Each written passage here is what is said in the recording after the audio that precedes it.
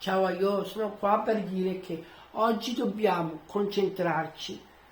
Abbiamo una grande partita, dobbiamo concentrarci, dobbiamo essere cazzuti dall'inizio alla fine e dobbiamo vincere. Forza Napoli, mi raccomando. Il mio modulo sarà 1, 4, 3, 3. Con in porta Meret, in difesa Di Lorenzo, Nathan, Rakbadi, Juan Jesus. In centrocampo Anghissà, Elmas, Lobotka e in attacco in punta destra Politano e in punta sinistra Kvara e in prima punta Raspadori. Quindi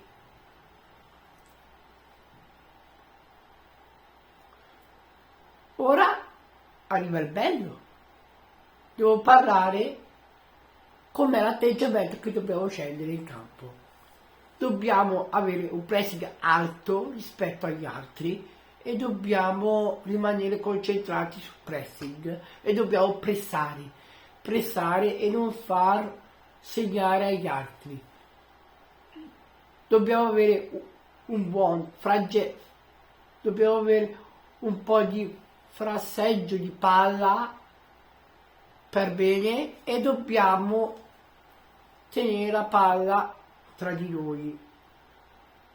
La palla dobbiamo sempre portarla sempre avanti e dobbiamo segnare. L'obiettivo di noi è segnare. Capito? Forza Napoli, mi raccomando. Forza Napoli.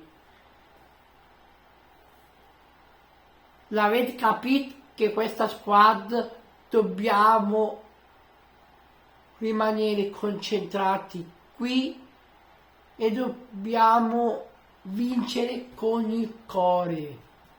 Forza Napoli, mi raccomando. Dalla terra risorgeremo, ma noi saremo e siamo sempre gli unici leoni. Forza Napoli, mi raccomando, concentrati